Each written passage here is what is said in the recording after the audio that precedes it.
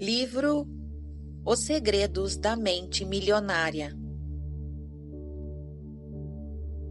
Arquivo de Riqueza número 4.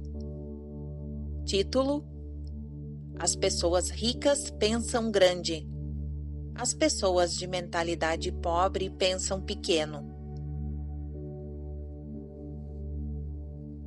Num dos seminários, havia um professor instrutor que aumentara o seu patrimônio líquido de $250 mil para 6 milhões em apenas 3 anos. Quando lhe perguntei qual o seu segredo, ele me disse: tudo mudou a partir do momento em que comecei a pensar grande. Considerei a lei dos rendimentos.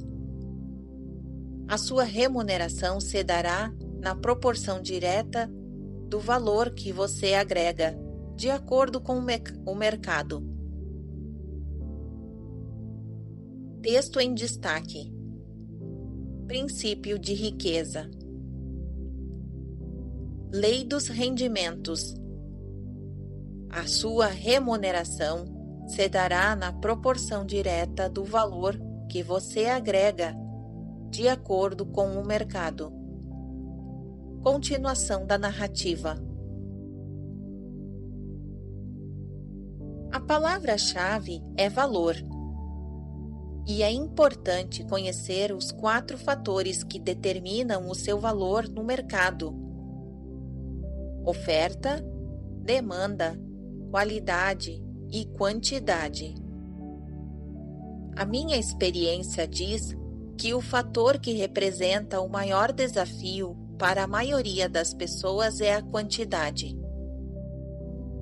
Ele corresponde a quanto do seu valor você realmente agrega ao mercado? Outra maneira de dizer isso é: quantas pessoas você atende ou atinge? No seu negócio, por exemplo, há instrutores que preferem ensinar os pequenos grupos de 20 pessoas de uma vez. Outros que se sentem confortáveis com 100 ouvintes na sala. E outros que gostam de um público de 500 participantes.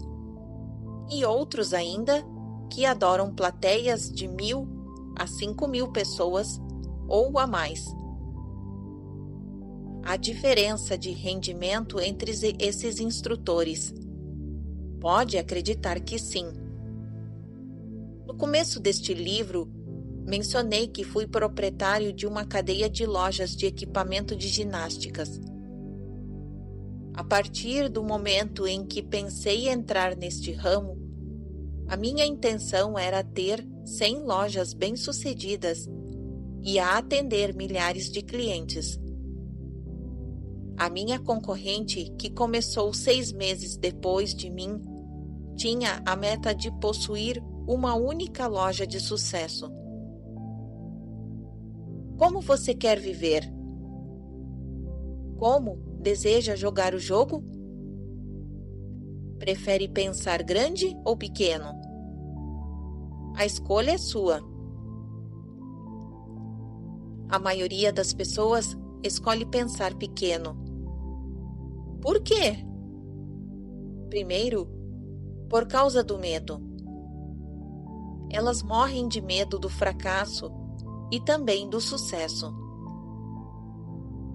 Segundo, porque se sentem inferiores e não merecedoras. Não se consideram suficientemente importantes ou capazes de fazer uma real diferença na vida de alguém. Mas preste atenção, a nossa vida não diz respeito somente a nós.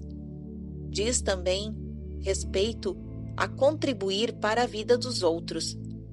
Diz respeito a ser fiel à nossa missão e à nossa razão de estarmos neste mundo neste momento.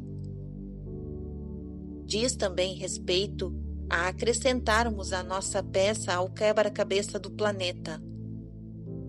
A maioria das pessoas está tão presa ao seu próprio ego que pensa: tudo gira em volta de mim de mim e de mim. No entanto, se você quer ser rico, no verdadeiro sentido da palavra, isso não pode se limitar a você. Tem de incluir o valor que você acrescenta à vida dos outros. Buckminster Fuller, um dos maiores inventores e filósofos da nossa época, disse o seguinte: o propósito da nossa vida é acrescentar valor à vida das pessoas desta geração e das gerações seguintes. Cada um de nós veio ao mundo com certos talentos naturais, habilidades específicas. Esses dons nos foram dados por uma razão: usá-los e compartilhá-los. Pesquisas mostram que os indivíduos mais felizes são aqueles que exploram ao máximo esses talentos. Parte da nossa missão na vida deve ser, portanto, partilhar os talentos e o valor que temos com o maior número de pessoas possíveis. Isso requer estar disposto a pensar grande. Você conhece a definição de empresário? A minha é: uma pessoa que lucra solucionando problemas alheios. Exatamente. Um empresário não é nada mais do que alguém que soluciona problemas. Eu lhe pergunto: você quer resolver problemas de mais pessoas ou de menos pessoas? Se você respondeu de mais, você precisa começar a pensar grande e decidir ajudar um grande número de pessoas, milhares, milhões até. O efeito disso é que o quanto mais gente você auxiliar, mais rico ficará nos planos mental, emocional, espiritual e, por fim, no financeiro. Não se iluda. Neste mundo, todos nós temos uma missão. Há uma razão para você estar vivendo neste exato momento. No livro do Fernão Capelo Gaivota, de Richard Bach, a certa altura do personagem ele pergunta: como vou saber se completei a minha missão?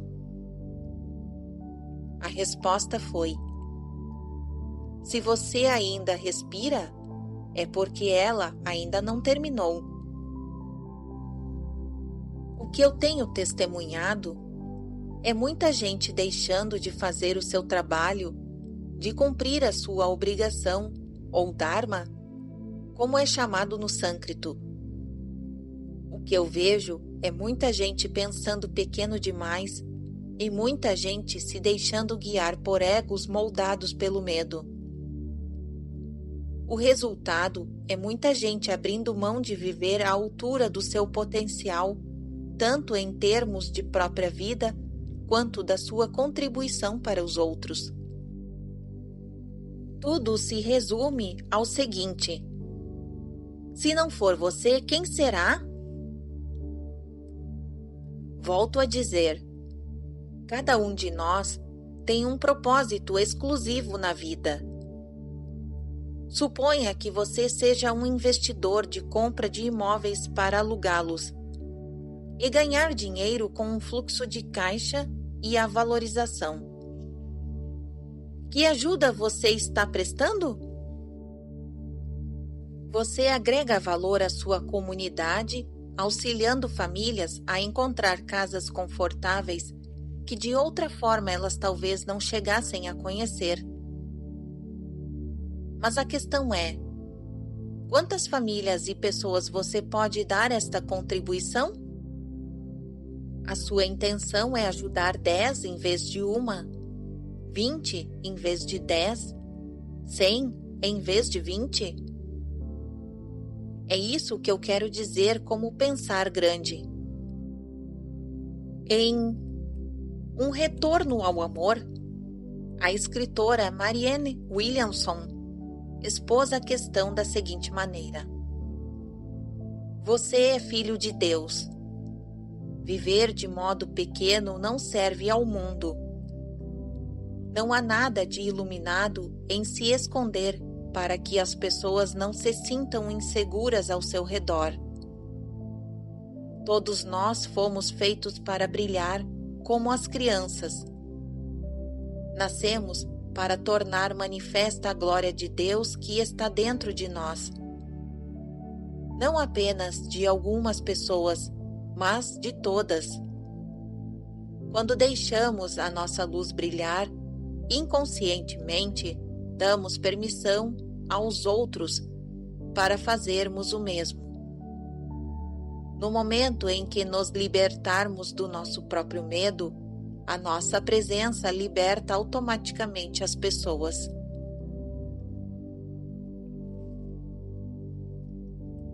O mundo não precisa de mais gente que viva de modo pequeno. É hora de parar de se esconder e ir à luta. É hora de parar de necessitar e passar a conduzir. É hora de começar a compartilhar os seus talentos em vez de escondê-los ou fingir que eles não existem.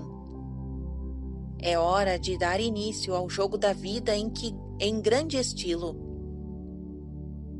No fim, pensar e agir pequeno só leva a uma vida de sacrifícios e insatisfação. Pensar grande e agir grande também, permite possuir dinheiro e uma vida com sentido. A escolha é sua. Declaração: eu penso grande. Escolho ajudar milhares de pessoas. Eu tenho uma mente milionária. Subtítulo: Ações da mente milionária. Número 1. Liste por escrito o que você acredita serem os seus talentos naturais, as coisas que você sempre se destacou. Descreva também como e em que você pode usar mais esses talentos, especialmente na sua vida profissional. Número 2. Escreva ou faça uma sessão de brainstorm com um grupo de pessoas sobre como você pode resolver problemas de um número de pessoas 10 vezes maior do que o que você atinge com o seu próprio trabalho ou negócio atual. Proponha pelo menos 3 estratégias. Pense em alavancagem.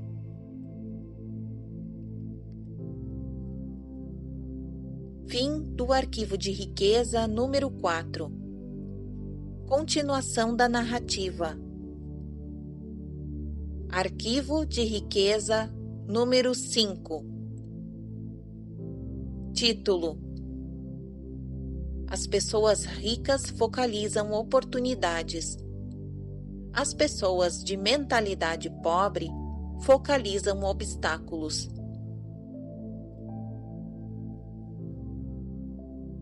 As pessoas ricas veem oportunidades. As pessoas de mentalidade pobre identificam obstáculos. As pessoas ricas reconhecem o potencial de crescimento. As pessoas de mentalidade pobre consideram o potencial de perda. As pessoas ricas focalizam a remuneração. As pessoas de mentalidade pobre concentram-se no risco.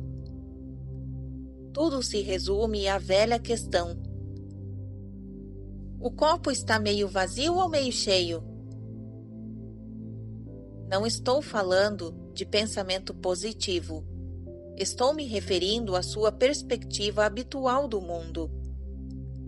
Grande parte das pessoas de mentalidade pobre toma decisões inspiradas pelo medo. A sua mente está o tempo todo à procura do que está ou pode dar errado em qualquer situação.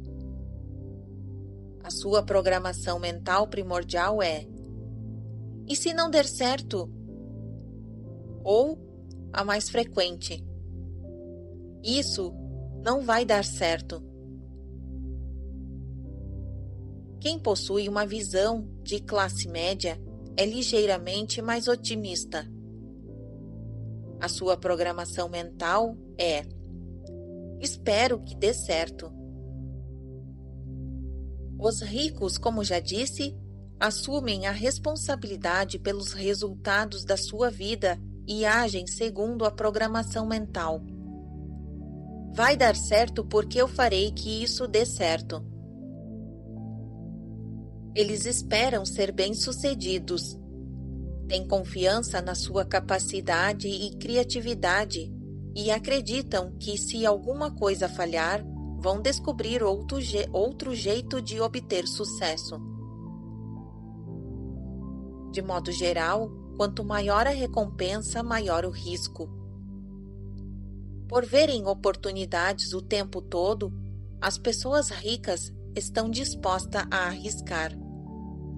Elas acreditam que conseguirão recuperar o seu dinheiro caso a vaca vá para o brejo. As expectativas das pessoas de mentalidade pobre, ao contrário, é fracassar. Elas não têm confiança em si mesmas, nem na sua capacidade. Estão certas de que, se não forem bem-sucedidas nas suas ações, será uma catástrofe. E como só veem obstáculos, geralmente não estão dispostas a correr riscos. Sem riscos, não há recompensa. É bom lembrar que estar aberto a aceitar riscos não corresponde necessariamente a estar disposto a perder. As pessoas ricas correm riscos calculados. Isso quer dizer que elas pesquisam, realizam as análises necessárias e tomam decisões baseadas em fatos e informações sólidas. Mas será que passam a vida inteira se informando? Não.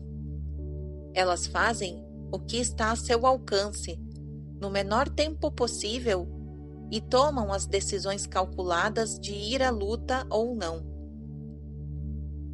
Embora digam estar se preparando para uma oportunidade, o que as pessoas de mentalidade pobre geralmente fazem é marcar passo.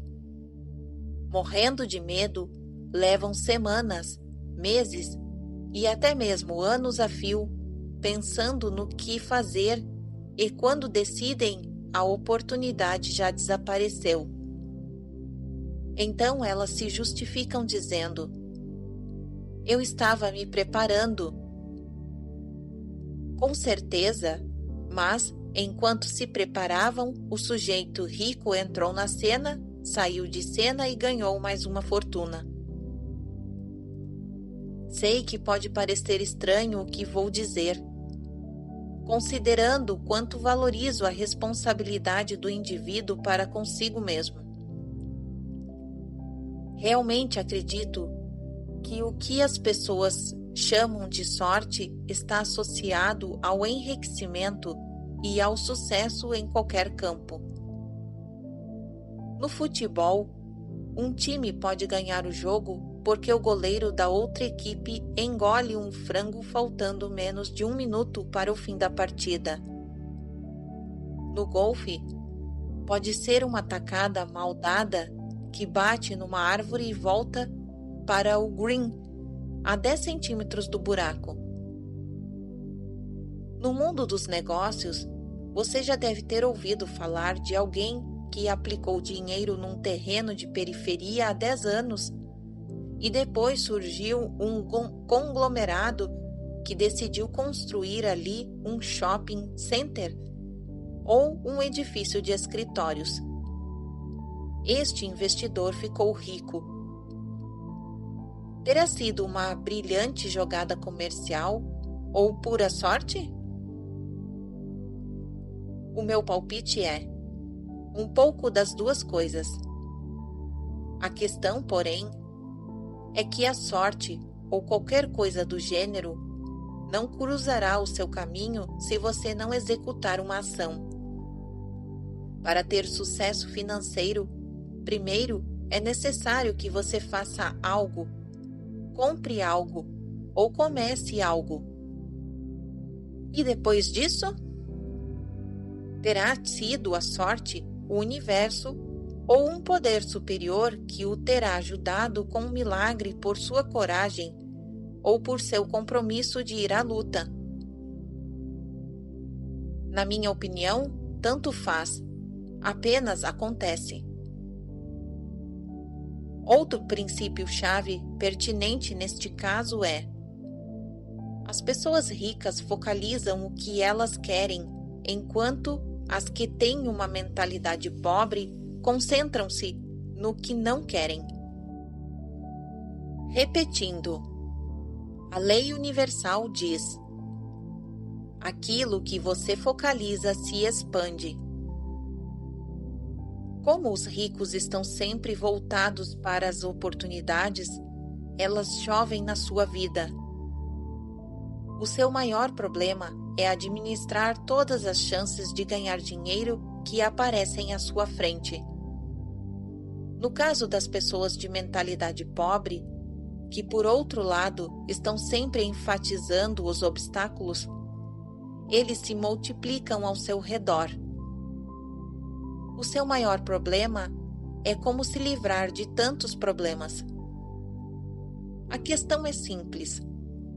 O seu campo focal determina o que você encontrará na vida. Concentre-se nas oportunidades e verá oportunidades. Atenha-se aos obstáculos e terá obstáculos. Não estou lhe dizendo para não tomar cuidado com os problemas. Trate deles à medida que forem aparecendo no momento presente. Mas mantenha os olhos postos nas suas metas, permaneça em movimento rumo aos seus objetivos. Dedique o seu tempo, a sua energia a conquistar aquilo que você quer. Quando surgirem dificuldades, supere-as e em seguida recupere rapidamente o seu foco. Não permaneça a vida inteira resolvendo complicações. Pare de ficar o tempo todo apagando incêndios. Quem faz isso anda para trás.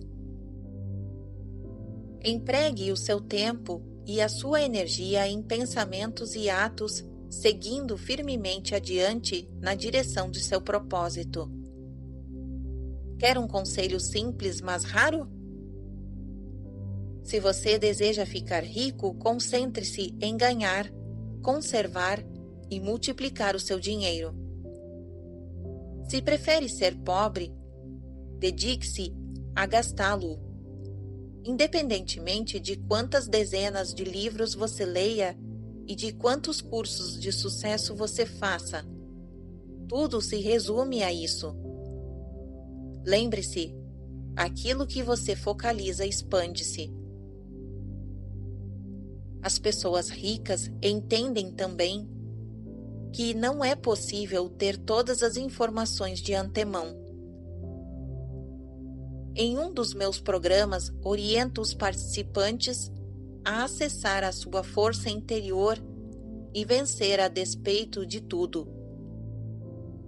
Ensino um princípio conhecido como preparar, fogo, apontar. O que significa isso? Prepare-se o melhor que puder no menor tempo possível. Haja e corrija-se no caminho. É loucura pensar que se pode saber tudo o que vai acontecer no futuro. É ilusão supor que é possível estar preparado para qualquer circunstância que surja no processo e também protegido contra ela. No universo, não há linha reta, você sabia? A vida não viaja em linhas perfeitamente retas.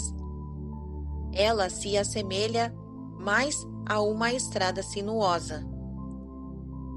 Em geral, só conseguimos ver a curva seguinte e só depois de alcançá-la é que somos capazes de avistar mais.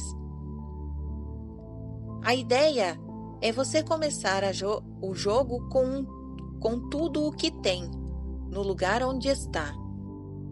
É o que chamo de entrar no corredor. Vou lhe dar um exemplo. Anos atrás, eu planejava abrir um café e uma confeitaria 24 horas em Fort Lauderdale, na Flórida. Estudei as opções de localização, o mercado, os equipamentos necessários. Pesquisei também os tipos de bolos, tortas, sorvetes e cafés disponíveis. O primeiro problema foi que engordei a beça. Comer o objeto da minha pesquisa não foi grande ajuda. Então me perguntei: Harvey, qual é a melhor maneira de estudar um ramo de negócios? E esse sujeito chamado Harvey, que era evidentemente muito mais esperto do que eu, respondeu: se você quer conhecer um negócio a fundo, entre nele. Ninguém tem a obrigação de saber tudo. Entre no corredor seguindo um emprego na área. Você aprenderá mais varrendo o chão e lavando pratos num restaurante do que se passar 10 anos pesquisando o lado de fora. Eu não disse que ele era muito mais esperto do que eu? Foi o que eu fiz. Arranjei um emprego numa empresa do ramo. Gostaria de poder dizer que os meus soberbos talentos foram imediatamente reconhecidos e que recebi de cara o cargo de diretor executivo. Mas o que fazer? Como ninguém ali percebeu as minhas qualidades de liderança, tive de começar como ajudante de garçom. É isso mesmo, varrendo o chão e lavando pratos. Não é engraçado como o poder da intenção dá certo?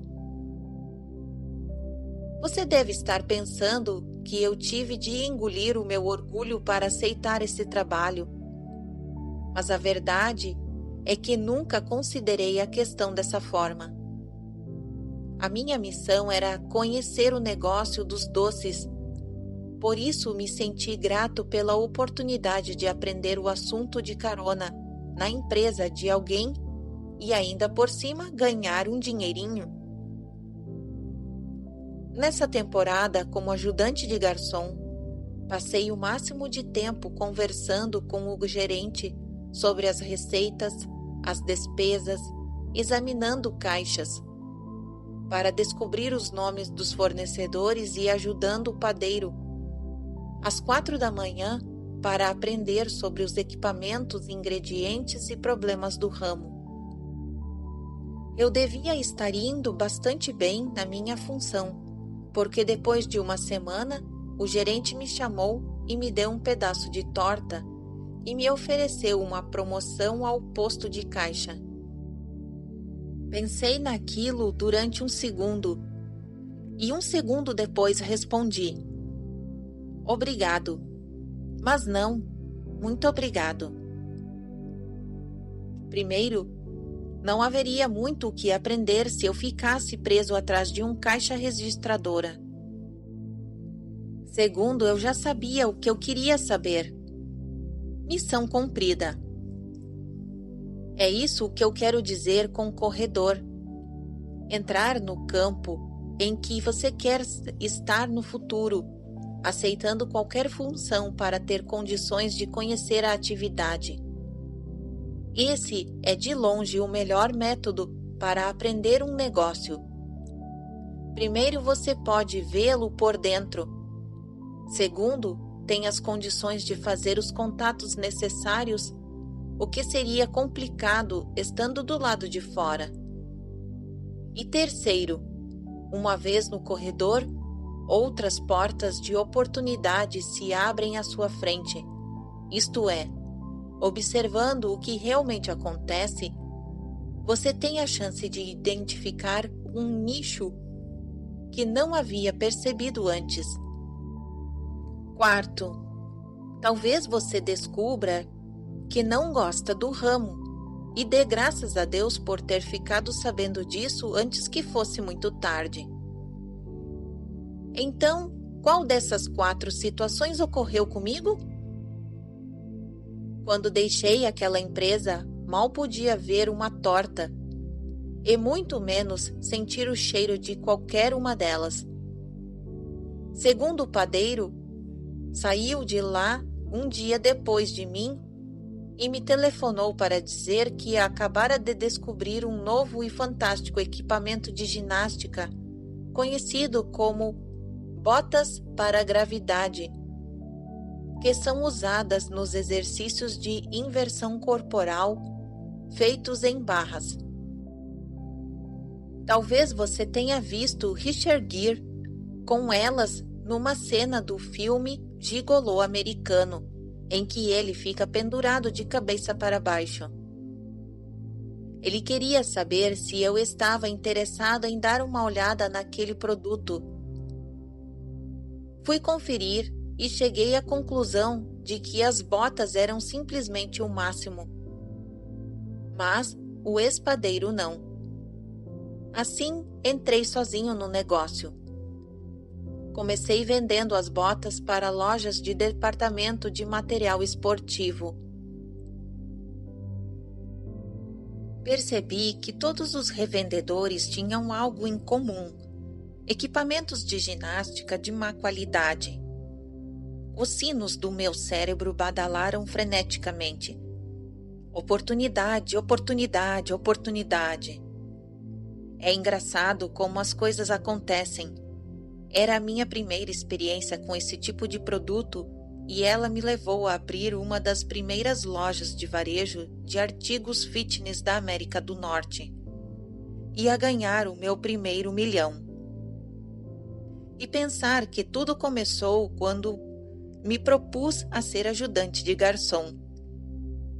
A mensagem é simples: entre no corredor. Você nunca sabe que portas se abrirão no seu caminho. E eu tenho um lema: a ação sempre vence a inação. As pessoas ricas saem do campo acreditando que, uma vez dentro do jogo, podem tomar decisões inteligentes no momento presente, fazer correções do rumo e ajustar as velas durante o percurso.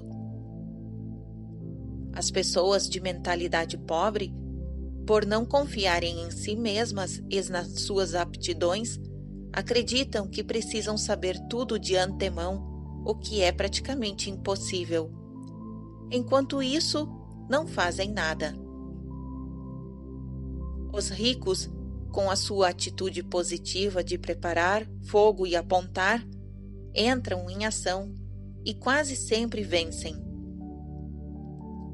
Quem pensa pequeno costuma dizer a si mesmo: não vou fazer nada até identificar todos os possíveis problemas e saber exatamente como lidar com eles. Assim, nunca age e, consequentemente, sempre perde. Os ricos veem uma oportunidade, mergulham nela e ficam ainda mais ricos. E aquelas outras pessoas ainda estão se preparando. Declaração: eu focalizo as oportunidades e não os obstáculos. Eu tenho uma mente milionária. Título em destaque: Ações da mente milionária. Número 1. Entre no jogo. Pense numa situação ou num projeto que você tenha tido vontade de começar. O que quer que você esteja esperando, esqueça. Comece agora de onde está, a partir do que você tem. E, se possível, dê o primeiro passo trabalhando como empregado ou como outra pessoa para aprender os macetes. Se você já aprendeu, não tem mais desculpa. Vá à luta. Número 2. Pratique o otimismo. Tudo o que alguém considerar problema ou obstáculo, reclassifique como oportunidade. Você deixará loucas as pessoas negativas, mas afinal, qual é a diferença? Não é isso que elas fazem consigo mesmas o tempo todo? Número 3. Focalize o que você tem e não o que você não tem. Faça uma lista das 10 coisas pelas quais você se sente grato e leia em voz alta. Repita essa leitura todas as manhãs durante 30 dias seguintes. Se não gostar do que possui, não terá mais nada disso, nem precisará ter.